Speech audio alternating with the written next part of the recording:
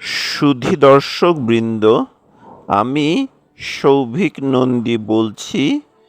আমার আজকের ভিডিওতে আমি 18 শতকের প্রথম দিকে রাশিয়া যখন ব্রিটিশ ভারত দখল করতে চেয়েছিল সে বিষয়ে আমি আজকের ভিডিওতে বলবো। 1801 সালের ফেব্রুয়ারি মাস মধ্য এশিয়ার স্টেপ চিরে আফগানিস্তান এবং বর্তমান পাকিস্তানের ভেতর দিয়ে ভারতে ঢোকার উদ্দেশ্য নিয়ে আতামান মাদভে প্লাতভের নেতৃত্বে 22,000-এরও বেশি কসাক যোদ্ধা যাত্রা শুরু করে, কিন্তু হঠাৎ করেই তাদের থেমে যেতে হয় তৎকালীন রুশ সম্রাট পল আততায়ীর হাতে খুন হলে।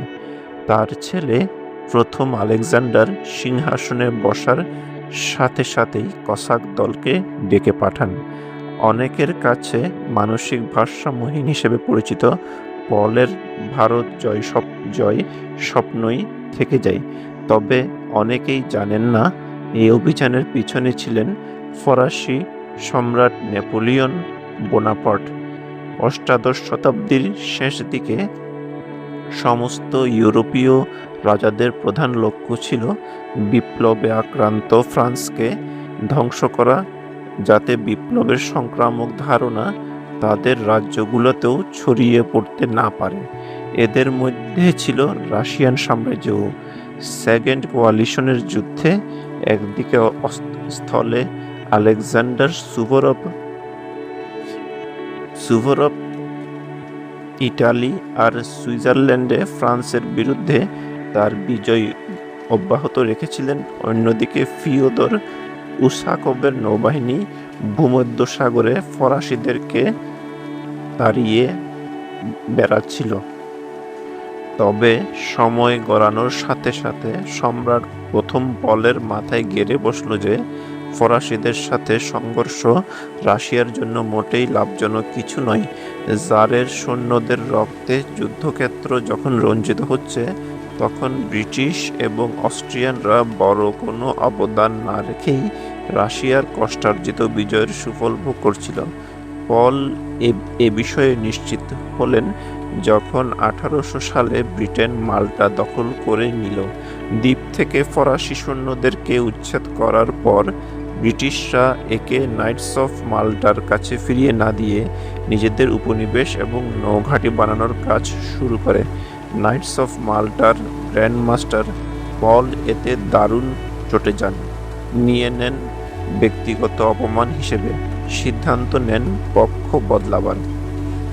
মাল্টা দখলের পরই পল ব্রিটিশদের সাথে সম্পর্ক ছিন্ন করে প্রাক্তন প্রতিপক্ষ ফ্রান্সের দিকে বন্ধুত্বের হাত বাড়িয়ে দেন। ফরাসিরাও এক গাদা শত্রুর ভেতরে নতুন বন্ধুত্বের আহ্বানে সাড়া দিতে দেরি করেনি। ফরাসি প্রজাতন্ত্রের প্রথম কনসাল নেপোলিয়ন বোনাপার্ট বন্ধুত্বের স্বীকৃতিস্বরূপ 6,000 রাশিয়ান বন্দী সৈন্যদের মুক্তি দেন, সাথে ব্যানার এবং অস্ত্র ফেরত দিয়ে পুরোদস্তুর একটি মহড়া করিয়ে রাশিয়ায় ফেরত পাঠান। নেপোলিয়নের এই আচরণে দারুণভাবে আপ্লুত হন পল। তার পক্ষ থেকে কৃতজ্ঞতাস্বরূপ তিনি ভবিষ্যৎ ফরাসি সম্রাট অষ্টাদশ লুইকে রাশিয়া থেকে বের করে দেন, যাকে ফরাসি বিপ্লবের পরে রাশিয়াতে আশ্রয় দেওয়া হয়। ফ্রান্স এবং রাশিয়া একে অপরের সাথে হাত মিলিয়ে ব্রিটেনের বিরুদ্ধে যুদ্ধ ঘোষণা করে, যাদেরকে নিয়ে দুপক্ষই একমত হয় যে ইংরেজরাই ইউরোপের ঝামেলা এবং অশান্তির মূল। তবে ব্রিটেনে সরাসরি আক্রমণের শক্তি তখন দুই পক্ষেরই হয়নি, বিশেষ করে নৌপথে। মিস্ট্রেস অব দ্য সিস বা সমুদ্রের মনিব হিসেবে পরিচিত ইংরেজ নৌবহরের সামনে রুশ ফরাসি বাহিনী একত্রে দাঁড়ালেও ব্রিটেনের সাথে পেরে উঠবে না। ফলে নেপোলিয়ন এগুলেন এক বিকল্প পরিকল্পনা নিয়ে। ব্রিটেনের রাজমুকুটের সবচেয়ে উজ্জ্বল হীরা, তাদের অর্থনীতির মেরুদণ্ড ভারত দখল করে নেওয়া। মিশর জয়ের পর থেকেই নেপোলিয়নের স্বপ্ন ছিল ভারতকেও একদিন করায়ত্ত করবেন। পরিকল্পনা অনুযায়ী একদল লাইট আর্টিলারি সহ ৩৫,০০০ সৈন্যর একটি ফরাসি দল রুশ শহর আস্ট্রাখানের দিকে যাত্রা করবে। সেখান থেকে তারা ৩৫তম রাশিয়ান আর্মির ১৫,০০০ পদাতিক, ১০,০০০ অশ্বারোহী এবং ১০,০০০ কসাক সাথে যোগ দিবে। এরপর একত্রিত রুশ ফরাসি বাহিনী আস্ট্রাখান থেকে কাস্পিয়ান সাগর পেরিয়ে পারস্যর আস্ট্রাবাদে, বর্তমান ইরানের গরগান নিয়ে যাওয়া হবে। অভিযানের প্রথম পর্যায়ে ফরাসি সীমান্ত থেকে পারস্য পর্যন্ত সময় লাগবে ৮০ দিন। অভিযানের দ্বিতীয় পর্বের সময়কাল ৫০ দিন, যেখানে যৌথ বাহিনী আস্ট্রাবাদ থেকে আফগানিস্তানের হেরাত, ফারা এবং কান্দাহারের মধ্য দিয়ে আধুনিক পাকিস্তানের ভূখণ্ডে প্রবেশ করবে। ভারতের আরও ভেতরে ঢোকার আগে ৭০,০০০ সৈন্যর এই বিশাল রুশ ফরাসি বাহিনীর পাশাপাশি রাশিয়ান ফার ইস্টার্ন ফ্লোটিলা নৌবহর এবং মূল দল যাওয়ার আগে ভারতের অবস্থা পরিদর্শনের জন্য একটি আলাদা কসাক দল পাঠানোর সিদ্ধান্ত নেওয়া হয়। পরবর্তীতে কেবল এই কসাক দলটিই ভারতের উদ্দেশ্যে যায়।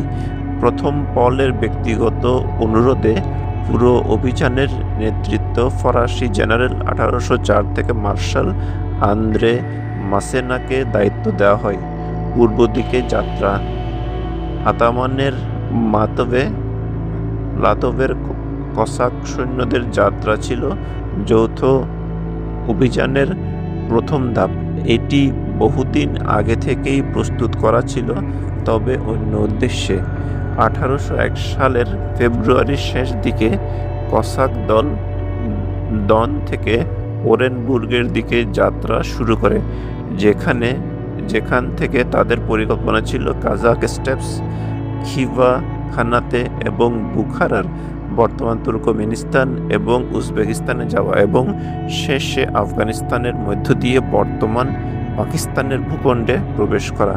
তবে সমস্যা ছিল, এই পথ কসাক সৈন্যদের পরিচিত পথ থেকে বহু দূরে ছিল। যাওয়ার পথে কাজাক স্টেপের যাযাবরদের সাথে বন্ধুত্ব করে যায় তারা। খিবা এবং বুখারার শাসকরা কসাকদেরকে যেভাবে আমন্ত্রণ জানাবে না ভেবেই রাশিয়া তাশকেন্দ স্টেটের সাথে মিত্রতা করে, যারা আফগানিস্তানে যাওয়ার পথে কসাকদের গাইড এবং অন্যান্য জিনিস সরবরাহ করে সাহায্য করবে। রাশিয়ার ভারত অভিযানের সময় ভারতে ইংরেজদের অবস্থা অসাধারণ কিছু ছিল না। ইস্ট ইন্ডিয়া কোম্পানির হাতের মুঠোয় তখনও পুরো ভারতবর্ষ চলে আসেনি।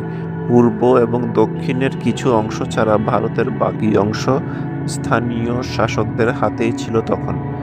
দাবার গুটি ভালোভাবে চাললে কসাক দল প্রথমে শিখদের নিয়ন্ত্রিত পাঞ্জাবে আসবে, তারপর মোলাকাত হতে হবে মারাঠাদের সাথে, যারা বহু বছর ধরে ইংরেজদেরকে ঠেকিয়ে রেখেছে। আশা করা যায় বন্ধুত্বপূর্ণ সম্পর্ক না হলেও নতুন খেলোয়াড়ের বিরুদ্ধে তারা অস্ত্র ধরবে না। রুশ, ফরাসি, ইংরেজদের এই খেলায় তারা নিরপেক্ষ অবস্থান ধরে রাখবে। ইস্ট ইন্ডিয়া কোম্পানির দখলে থাকা ভারতের বিভিন্ন প্রান্তে ইস্ট ইন্ডিয়া কোম্পানির ব্রিটিশ সৈন্যরা ছড়িয়ে ছিটিয়ে ছিল। ২২,০০০ সৈন্যর কসাক দলের চেয়ে সামান্য বেশি ইংরেজ সৈন্য তখন অবস্থান করছিল ভারতে। সাথে ছিল স্থানীয় সৈন্যদের আধা সামরিক বাহিনী। কিন্তু কসাক এবং প্লাতভ মাসেনার সম্মিলিত ৭০,০০০ সৈন্যর বিশাল দল যদি একসাথে ভারতে আক্রমণ করে, তবে ইংরেজদের তাদের সামনে টিকে থাকা প্রায় অসম্ভবই ছিল। তাছাড়া পল এবং নেপোলিয়নের ইচ্ছা ছিল ব্রিটিশ নিপীড়ন থেকে স্থানীয়দের মুক্তি দিয়ে স্থানীয়দেরকে নিজেদের দলে নিয়ে আসা। ইস্ট ইন্ডিয়া কোম্পানিকে গুড়িয়ে দেওয়ার পর ফরাসিরা ভারতীয় উপমহাদেশের দক্ষিণ অংশের দখল নেবে আর রুশরা নেবে উত্তর অংশের ভাগ। এটাই ছিল মূল পরিকল্পনা হলো ইংরেজদের সৌভাগ্যক্রমে সেই অভিযান আর ঘটেনি। 1801 সালের মার্চের 23 তারিখ রুশ রাজপরিষদের ষড়যন্ত্রে প্রথম পল নিহত হন, যেখানে সক্রিয় ভূমিকা পালন করে ব্রিটেন। নতুন সম্রাট প্রথম আলেকজান্ডার সিংহাসনে বসার সাথে সাথেই প্রথম যে আদেশগুলি দেন তার একটি ছিল প্লাতভের কসাক দলকে দেশে ফিরে আসার নির্দেশ।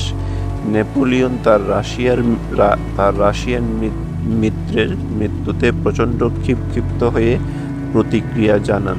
তারা নিভোসের তৃতীয় দিনে ব্যর্থ হলেও ফরাসি রিপাবলিকান ক্যালেন্ডারের চতুর্থ মাসের তৃতীয় দিনে 1800 সালের 24শে ডিসেম্বর নেপোলিয়নের উপর হত্যাচেষ্টা চালায় ব্রিটিশরা। সেন্ট পিটার্সবার্গ সফল হয়েছে। কয়েক বছরের মধ্যে রাশিয়া আবার ফরাসি বিরোধী জোটে যোগ দেয়। প্যারিস দখলের আগ পর্যন্ত বেশ কয়েকবার তিক্ত পরাজয়ের সম্মুখীন হয় তারা, তবে শেষমেশ পতন হয় ফরাসিদের। শেষ হলো নেপোলিয়নের জয়যাত্রা। এদিকে ব্রিটিশরা পরের দশকগুলিতে মারাঠা এবং শিখদের গুড়িয়ে দিয়ে 19বিংশ শতাব্দীর মাঝামাঝিতেই পুরো ভারতবর্ষ কবজা করে ফেলে। রুশ ফরাসিদের ভারত জয়ের স্বপ্ন অধরাই থেকে যায়। সুধী দর্শকবৃন্দ, আমার আজকের এই ভিডিওটি এখানেই সমাপ্ত হলো। যদি আমার ভিডিওটি আপনাদের ভালো লাগে তাহলে আমার ভিডিওটিকে লাইক এবং কমেন্ট করবেন এবং আমার চ্যানেলটিকে সাবস্ক্রাইব করবেন।